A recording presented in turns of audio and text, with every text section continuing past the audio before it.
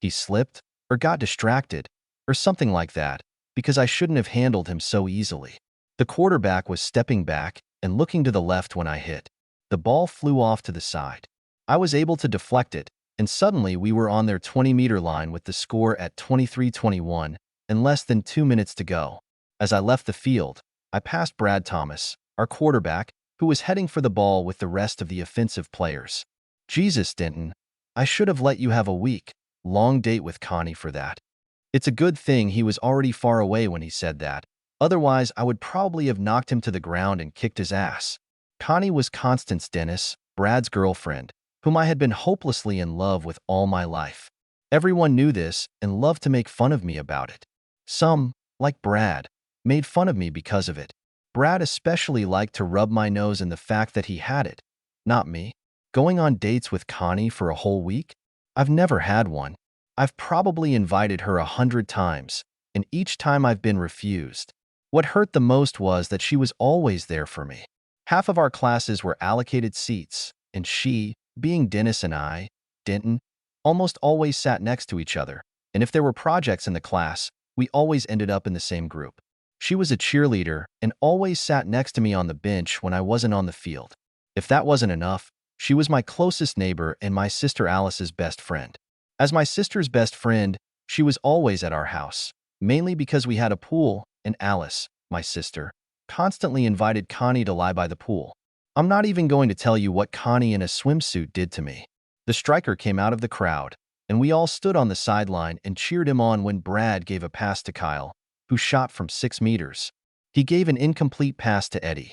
Another pass brought 9 yards, and then Coach Brannigan decided to just score a field goal. We all held our breath when the ball went to Mike, who knocked it away before putting it in place, and then Ronnie shot at the goal, and we won with the score 2400-23. The audience went berserk. Many people said that we would have a successful season if we beat Roosevelt. In their opinion, we could have lost all the other matches.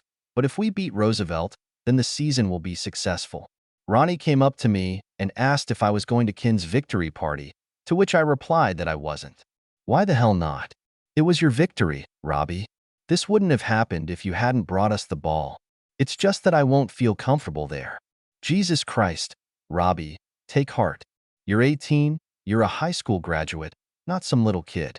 She'll be there with Brad. So what? There are plenty of other girls in the world, and there are a lot of them in this school and in this city who would be happy to date you if you would just get your head out of your ass. I do not know why he said that, because I was actually dating. It's just that I've never liked the girls I've dated. It seemed like there just wasn't that spark between us that would make me want to be constant with either of them. You're old enough to know that you're not going to get everything you want. Life is just not like that. Come on, go to the party. Show everyone that you can handle it. He was right, and I knew it. But it killed me when I saw Connie with Brad. Brad was a jerk, and I just didn't understand how she could spend time with him. But as Ronnie pointed out, I was old enough to realize that I wasn't going to get everything I wanted. I had to go to the party, if only to see Connie. If the rumors were true, she was going back east to college, and I might never see her again. I told Ronnie I was going, and we headed to the locker room. When I showed up at the party, a lot of surprised looks were directed at me. It was something I usually didn't do. Everyone knew that I avoided places where Connie and Brad could go. In fact, any place where Connie or one of her regular boyfriends was at that time. It was Harry from the 10th grade, Norm from the 11th, and now Brad. When I walked through the door, I promised myself that I would ignore Connie and try to have a good time. So of course the first person I saw when I walked through the door was Connie. She was talking to Sue and Mary, her friends from the support group, and when Ronnie shouted, "Hi, you did it," she looked towards the door, saw me, smiled, waved her finger, and returned to the conversation with Sue and Mary. I walked over to Ronnie and the 2 guys he was standing with. Ken's house had wooden floors and the furniture in the living room had been moved to create a small dance floor. And while Ronnie, Mike, Barry, and I were talking about the game, we watched couples dancing to the music playing from the record player. I had been there for about 15 minutes when I felt someone tap me on the shoulder and turned around to see Lisa Meadows. "It's a white dance, Robbie. Girls can ask boys to dance, and they are not allowed to refuse." She offered me her hand. I took it, and we went out onto the makeshift dance floor. When we were dancing, Lisa asked why I never called her again after our last date, and I lied to her. I said that my father forced me to work in his business, and I just didn't have free time for dating. The real reason was that Lisa was signaling that she wanted to be permanent, and I just didn't want to do it. We finished our dance, and she left somewhere, and I went back to Ronnie and the guys. 2 minutes later, Sue came up to me, invited me to dance, and said the phrase, "white dance." And then Mary appeared after her, followed by Kylie. When I was dancing with Kylie, I noticed that none of the other guys were dancing, so I asked bluntly, "What's going on here, Kylie?" She didn't blink an eye and didn't ask, "What do you mean?" She told me so bluntly. "Steve heard what Brad told you, and he told Shirley, and she told all of us girls. We know you, Bobby, and we know what could happen if Brad said something stupid to you tonight. We think if we can keep you busy and keep you away from Brad, we can keep you out of trouble."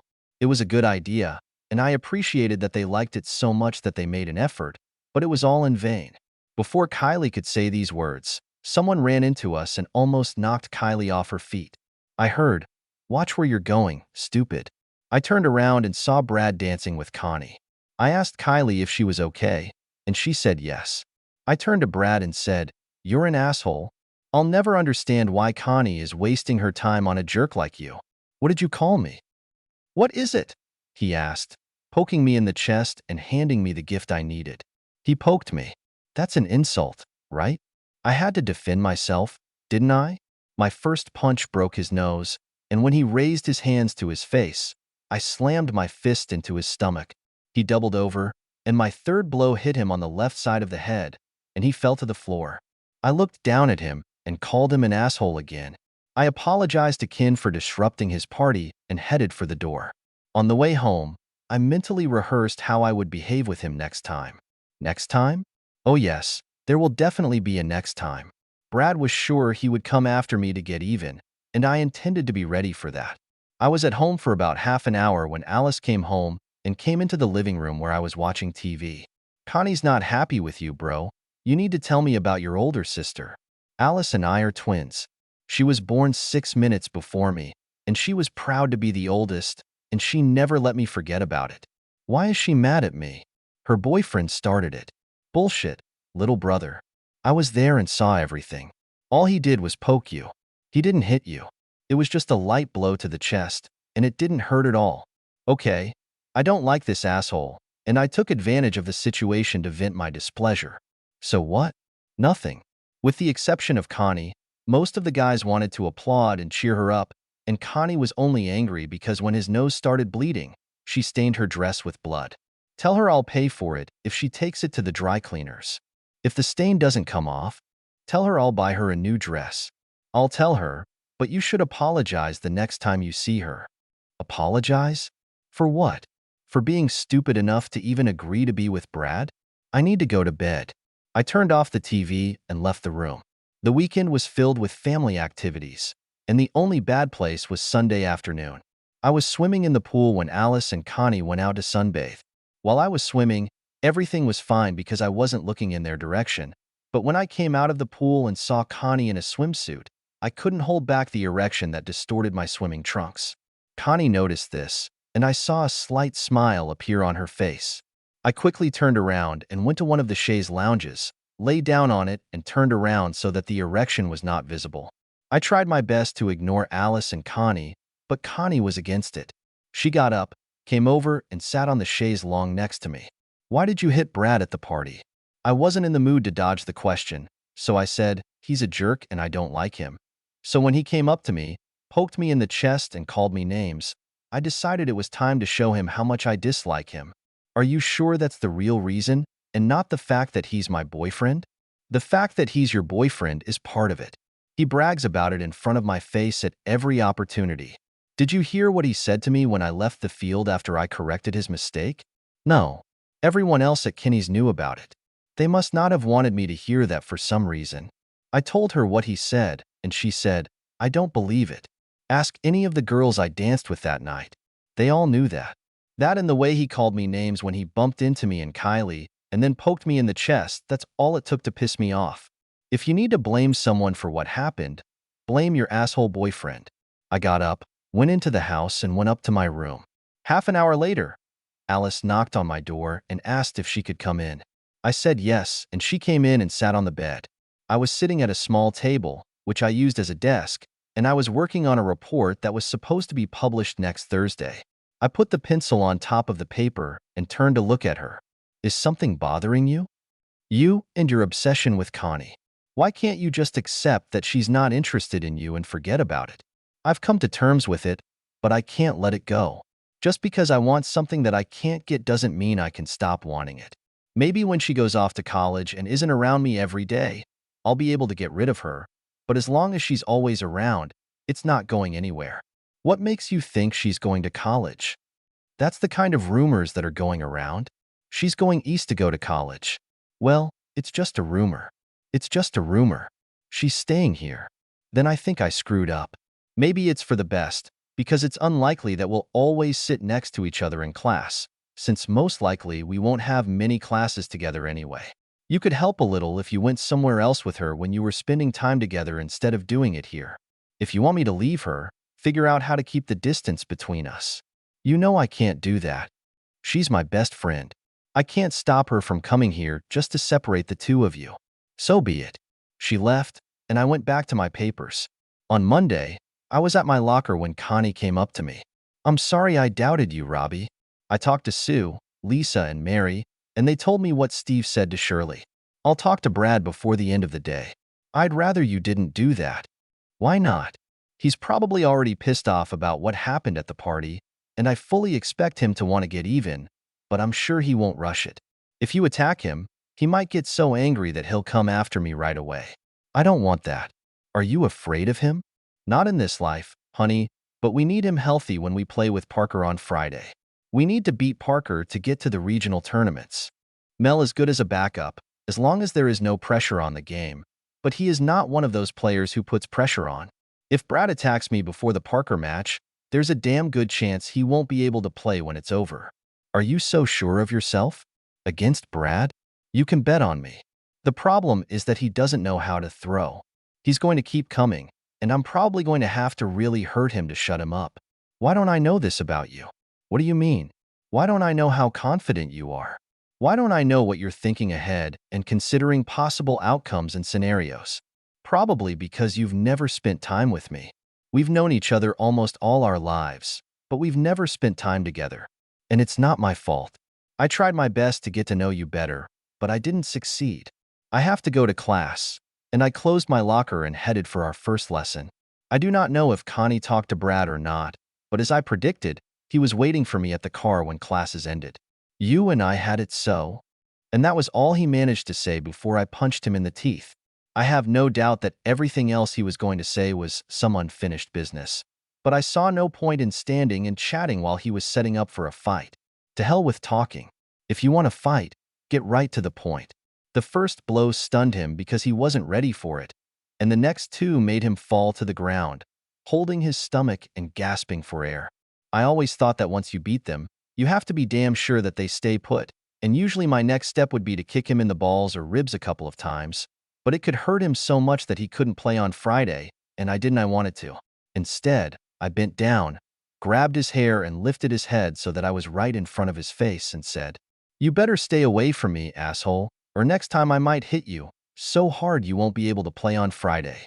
I let go of his hair, and when I turned to get into my car, I saw that half a dozen of my classmates were standing and looking at me, and among them were Connie and Alice. None of them said a word when I got into my car and drove away. No, those words were spoken at home when Alice came there. What the hell is wrong with you, bro? You can't beat around the bush and beat up guys for dating Connie. It had nothing to do with the fact that he was dating Connie. That asshole was waiting for me when I got out of school. He wanted to quarrel, and I arranged it for him. He'll probably start looking again. I'm going to kick his ass again and keep doing it until he learns to stay away from me. Still, that's enough, Alice. Leave it alone. I walked away from her and went to my room. On Tuesday morning, I was surprised when I got in the car to go to school. Connie was sitting in the front seat. She usually rode with Alice, or Alice rode with her. I think it's appropriate to mention here that my parents were extremely rich, and Alice and I were terribly spoiled by them. When we were old enough to get a driver's license, they gave each of us a car. Both cars were a 1949 Ford Coupe. I had a black one, and Alice had a white one. They didn't consume a lot of gasoline, which was good, considering that gasoline cost 27 cents for 4 liters. Connie's parents were also wealthy people, and she also had a car. But it wasn't that easy for Alice and me. Dad had 3 businesses, and Alice and I had been working in them part-time since we were 13.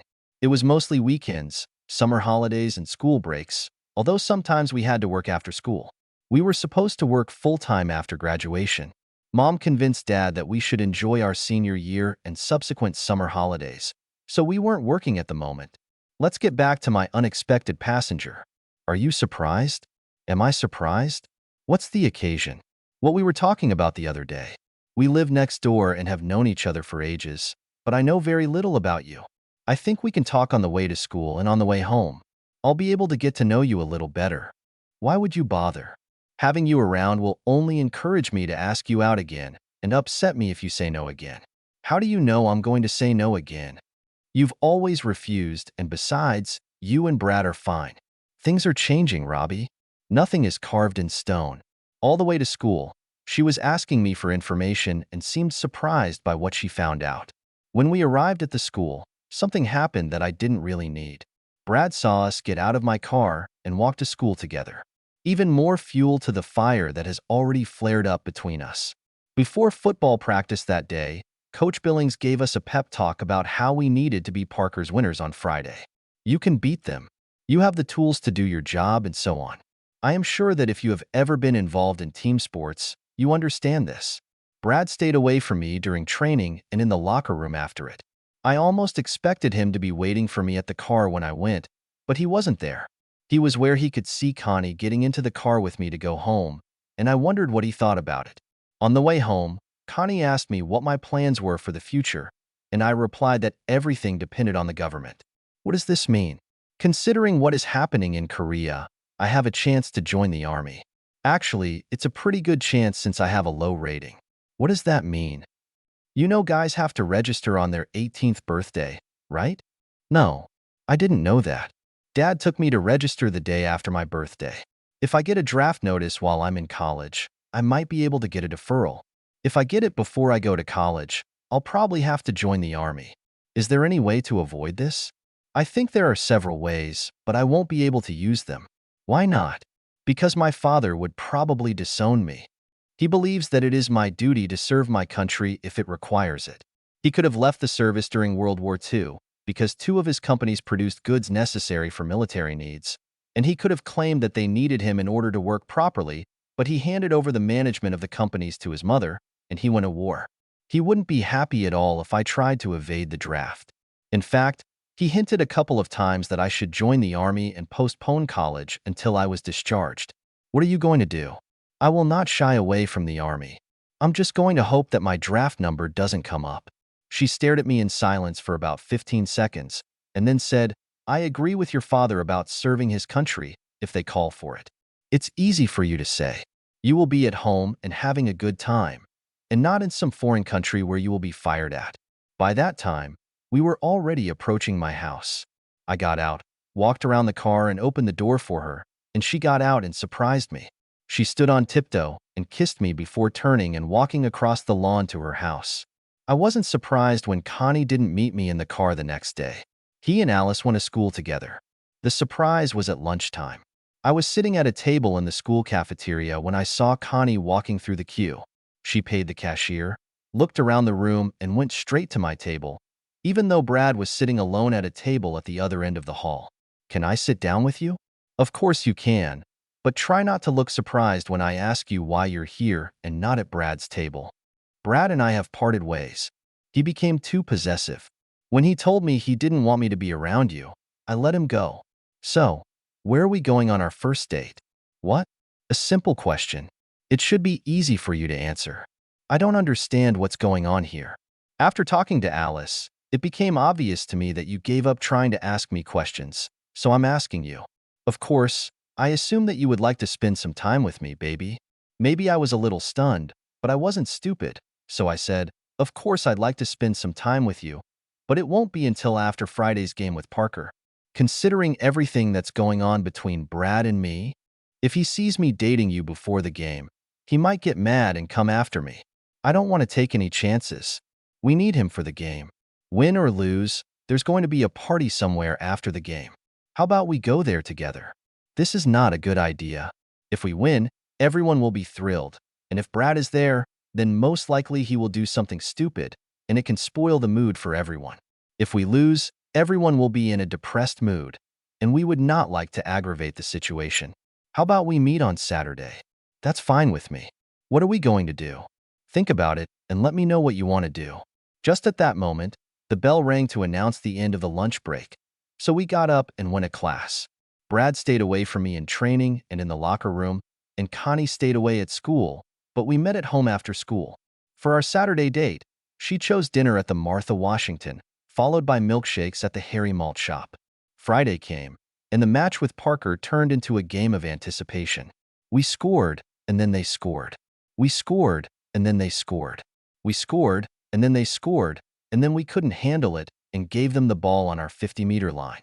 They threw the ball at our 40-meter line, and then everything became strange for me. It was like I was reliving my past. He slipped, or got distracted, or something like that, because I shouldn't have handled him so easily. The quarterback was stepping back and looking to the left when I hit. The ball flew off to the side, and I fell to cover it, but I got hit and was knocked out of position, and the Parker midfielder picked up the ball. The ball was on their account, and it was 1 minute and 45 on the clock, and they decided to hit the opponent's goal. The bullet missed by a few centimeters. We played the ball a minute before 11 on the clock, and Brad moved the ball across the field in 3 passes and then hammered it into the sneaking quarterback, which brought us the victory. Eddie had a party that night. I danced with all the girls present, including Connie. Brad was there, but Connie avoided him and refused when he asked her to dance. He frowned and called her a bitch, after which Eddie asked him to leave. Brad apologized for his behavior and left. After he left, Connie didn't dance with anyone but me. Our date on Saturday went well, and after a few more, I suggested that she meet all the time, and she agreed. We lost in the regional tournament, but we still felt good, since it was our first trip so far. For the most part, we tried our best. The final score was 2400 hours 21, and it didn't escape me that the victory over Parker that got us there was the same 2400 hours 21. Connie and I kissed regularly, and some of our meetings were quite heated. When my hands started wandering, I was told in no uncertain terms that Connie intended to walk down the aisle as a virgin. Now that we were dating, I got it into my head that I would be the man she would marry, and I decided that I would honor her and walk down the aisle myself. Graduation came, and we spent the summer doing various things. Going to the lake, to the amusement park, playing mini-golf and kissing. One night Connie told me she wanted to confess something. I've known since I was 15 that you were going to be my boyfriend, but I didn't expect it to happen before my sophomore or third year of college. Mom made me promise not to have a serious relationship with any guy until I looked around. I knew how much you had a crush on me. Everyone knew this, so I decided to date others to please my mom and make you the last. It was presumptuous of me to assume that you would be waiting for me, but I was like that. I've finally gotten to the point where I can't put off wanting you anymore. Try not to hate me for playing with you for so long. I couldn't hate you even if I tried. I'm angry that we lost the time we could have spent together. I turned 19 in August, and Connie said she had a special gift for me after a party my parents had thrown in my honor. Everyone left, and my parents and Alice were in bed. Connie and I were lying by the pool. A month before we were supposed to go to college, I asked her to marry me. She agreed, and I put the ring on her finger. She didn't want a lavish wedding, but her parents insisted. Both mothers began to make plans and talked about the wedding, which was supposed to take place around the middle of October. There were 3 days left before classes started. I called Connie and told her I needed to see her. She came over and saw me sitting on the couch in the living room with a blank expression on my face. "What's wrong, Robbie?" I picked up a piece of paper and said, "I received this in the mail today." "What is it?" I unfolded a piece of paper and read it aloud. The President of the United States to Robert Allen Denton. Greeting. You are hereby ordered to report for enlistment in the Armed Forces of the United States of America. When do you need to leave? It says here that the shipment will take place on the 28th of September. We have to get the moms to reschedule the wedding before you leave. I do not know if they can. We won't know until we ask. It didn't matter what the moms could or couldn't do. Both dads intervened and said we couldn't do it. Their arguments were extremely simple. There was a war raging in Korea, and it was more than likely that I would be sent there. There's no point in getting married, living together for a couple of weeks, and then going to war where, God forbid, you might get killed and leave Connie a widow. Serve your 2 years, and then come home and get married. I saw the logic in this, but Connie, of course, did not understand. She felt that if something happened to me, she would have the opportunity to be with me at least for a while. Then I did the most difficult thing in my life at that moment. I told her that I had to side with the fathers. She was upset and cried for several days. Every time we got together, she burst into tears. School started, but she disobeyed her parents and refused to sign up for classes. Robbie will only stay with me for 2 weeks, and I spend all my time with him. I'm going to school next semester. The day before I left, I had to make the second most difficult decision in my young life. We went to the cinema and then went to Harry's. When we left Harry's and got into my car, Connie said, "I don't want to go home. Find us a motel." What? You heard me. Find us a motel. I'm not going to wait for us to get married. You're the man I'm going to walk down the aisle with, and you were going to take my virginity that night.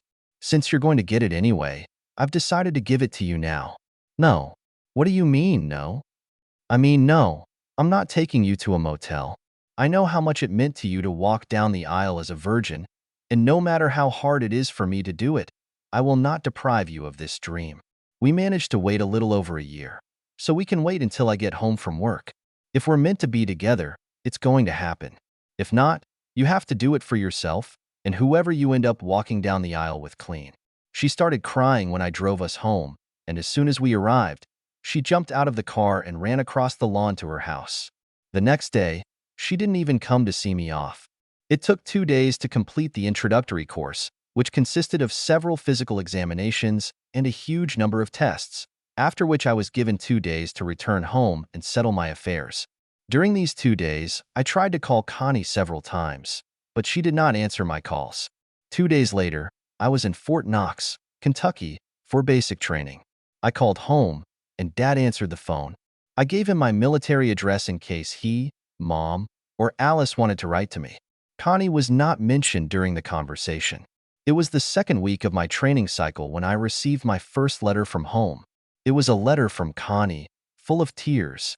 She said I hurt her terribly by rejecting her, but that doesn't excuse her actions. She begged me for forgiveness, said she loved me, and I was in her prayers. I texted her back and told her that I loved her and that she would be my reason for coming home safe and sound. After that, I received 1 or 2 letters from her a week. When the 8-week basic course ended, I was sent to Virginia to train as a supply manager. When I left Virginia, I was given a 10-day delay in the route, and I took advantage of this to return home. I called ahead and notified them of my arrival, and when I got off the bus, I found Connie waiting for me. She ran up to me, hugged me, kissed me, and wouldn't let go. In the end, I got free and said that we had 8 days to hug each other. Of course, this was not entirely true, since I really needed to spend some time with my family, but she was considered a member of the family, so she had to be there too. The vacation was too short anyway, and I said goodbye to her with tears in my eyes when I had to leave for Fort Fortune, Washington, where I had to spend a week or so before going to Korea. I told the crying Connie not to worry. I work as a quartermaster. I will be in the rear, delivering supplies to the troops. I won't be in a place where I can be shot at. It shows how stupid I was. I was sending supplies to the front line, but I didn't expect that I would also have to deliver these supplies personally. Supplies arrived in Busan, and it was the quartermasters who broke them up into smaller batches, loaded them into trucks, and then sent these trucks to the front. Korea is a fairly mountainous area, and these mountains and hills hid the North Koreans and Chinese, whose purpose in life was to bombard convoys en route from Busan to the front. We usually traveled in convoys of 8 to 12 trucks and 2 to 3 jeeps with 50 caliber machine guns mounted on them.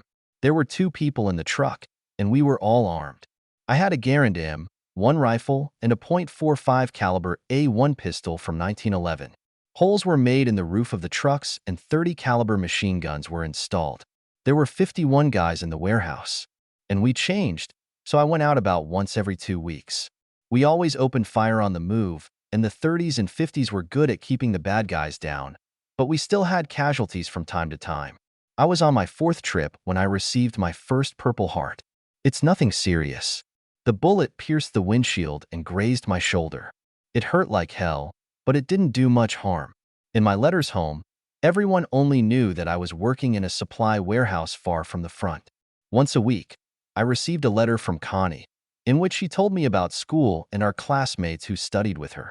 She confessed her undying love to me and said she was looking forward to my return. I had been in Korea for a little over 7 months when I received a letter from Alice. She and Connie had quarreled about something, and Alice could no longer accept what Connie was doing and tried to explain it somehow. She told me that Connie was seeing someone and decided that I needed to know. Why she thought I needed to know this, I couldn't understand. Not knowing would not have put me in the kind of confusion I found myself in after I found out. For 2 days I thought badly of Connie and called her all sorts of derogatory words. On the 3rd day, I received a weekly letter from her and almost threw it away without reading it. I just didn't want to read how she tells me about her eternal love and how she was waiting for my return. I remembered my words from the distant past when she told me that, like my father, she believed that I would serve my country if I was called upon. It's easy for you to say, "You'll be at home having fun while they shoot at me." So that's what happened. I finally decided to read her letter to send her a scathing reply. What I got was not what I expected at all. "My dear Rob, as you read this, know that you are in my heart and will always be there. I'm going through a difficult period right now, and I'm dating other guys. Please, please, please don't take this as Dear John's letter. I am yours and I will always be yours. The problem is that I'm going crazy just sitting at home and doing nothing but homework. That's why I started dating. They don't take your place, and they don't get from me what you got from me. Please understand, my love. It's just unnatural for a young girl to stay at home and do nothing. I tried to do everything by myself, but when I went somewhere alone, I was on pins and needles. And again, no one will replace you. I love you, and I'll be waiting here when you get home. Please, please understand. With all my love, Connie." I was furious. I was royally furious. I crumpled up the letter and threw it in the trash. Did I believe it? Not for a minute. While she was dating me, she was unfaithful to me. As long as she was dating someone, there was a chance that she would meet someone she would fall in love with. I wasn't there. I couldn't compete. This kind of nonsense went through my head for a couple of days before I calmed down enough to think about my answer. During this time, I came to the conclusion that she was right. It's unnatural for a girl our age to stay at home, but couldn't she have fun with her girlfriends instead of dating guys? I had to accept that she was thousands of kilometers away from me, and there was nothing I could do about it. Well, there was one thing I could do. Write to her and tell her to go to hell. I wrote her several long letters telling her about it, but eventually threw them all away. I settled on the short one. She didn't like being called Constance, so naturally I started the letter like this. "Constance, I'm so glad you're having fun while I'm being shot at. I really hope you didn't wear my ring when you went on dates. It would be a sign of extreme disrespect to me. Please give my ring to Alice or my parents. Robert. P.S. Don't bother writing to me anymore." The fact that she always called me Bobby or Robbie and never Robert, and that I omitted darling at the beginning of the letter, should hurt her. I sent this letter without hoping to hear from her again. I was wrong. I got the answer, but not directly. A week later, I received a letter from Alice. Connie came to her in a panic. She told Alice about the letter and started crying and asking Alice what she could do. She was afraid that if she wrote, I would throw this letter away without reading it. She didn't want to lose me, but she didn't know what to do, and she begged Alice to help her. Alice wanted to know what Connie could count on. I texted her back and asked her to tell Connie that I still don't want to hear from her, but she can tell her that if she doesn't have a relationship when I get home, I'll see if anything can be fixed. I asked her to keep an eye on Connie and let me know if Connie did anything that would take away any chance Connie and I had when I got home. 2 days later, I was shot again. Someone on the other side pulled their head out of their ass and realized that shooting at moving trucks was unlikely to stop them, and in fact, would barely slow them down. We rounded a bend and found a roadblock, so all we had to do was get out of the trucks, take cover, and return fire, except for those who were behind the 50s and 30s. A senior officer named Simmons, probably angry that he was appointed quartermaster instead of a line unit, decided to show that he should be in a combat unit and not in the supply department, gathered us and sent us to attack the hill. He wasn't very bright for a West Point native. He had already radioed in, and the F-86 Sabre was on its way. What Simmons did brought us closer to the bad guys, and when the F-80SIXS showed up and attacked, some of us got too close to the enemy. I can't tell who did it, the enemy or ours, but something pierced my side and I fell on my ass. A medic was traveling with us, and he helped me almost immediately. He put a bandage on and told me that it wasn't that bad, and asked me to press the bandage tightly to the wound while he examined the other wounded. They unloaded the back truck, put us wounded in it, and drove back to Busan, where I discovered that what hit me, a bullet or a fragment caused by the saber shells falling to the ground, had only torn off a piece of flesh from me.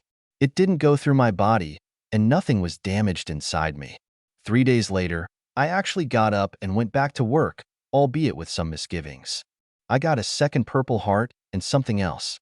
Those of you who served in the Army will not be surprised to learn that many of the bosses are idiots. Simmons was a prime example. This one more circumstance was that somewhere along the way someone decided that my wound actually killed me, and my parents received a letter regretfully forced to inform you. Due to various circumstances, I couldn't write home for about 3 weeks. I can only guess what happened when Alice received a letter from me dated 3 weeks after it became known that I had died in battle. Judging by the next letter I received from home, everything was bad. When Connie found out about this, she couldn't stand it and ran away in tears to her room, from where she didn't leave for 3 days. When she finally came out, she was in a terrible state. Her parents actually followed her after one morning her mother heard her crying in the bathroom and muttering something like, "If I can't be with him in life, I'll be with him." She didn't hear the rest, but assumed it was with him after death. Connie dropped out of school, stayed at home, and spent most of her time in her room crying. The rest of the family took it hard, but not as hard as Connie. For them, it wasn't something they hadn't been through before. Dad lost his brother and 2 cousins, and Mom lost her brother and uncle during World War II. Maybe they were a little closer to home, but they had been through it and knew how to deal with it. When they received my letter and found out that I was really alive, Connie came out of her shell and asked Alice to tell me that if I wanted my ring back, I would have to come home and personally take it off her finger. I made 2 more sorties under fire before the fighting was stopped because of what happened in Panmunjom. I was still making sorties to deliver supplies to the troops, but I never heard any more shots. I finished my 16-month tour of Korea and was sent home. In Lewis, I was given a new uniform and informed that I had been promoted to E4 Corporal and transferred to the Fort Hood, Texas. I took the 30-day vacation I was supposed to take and went home with a 10-day delay on the way. I found out from Alice's letters that Connie stopped going on dates and hardly left the house, except to go back to school.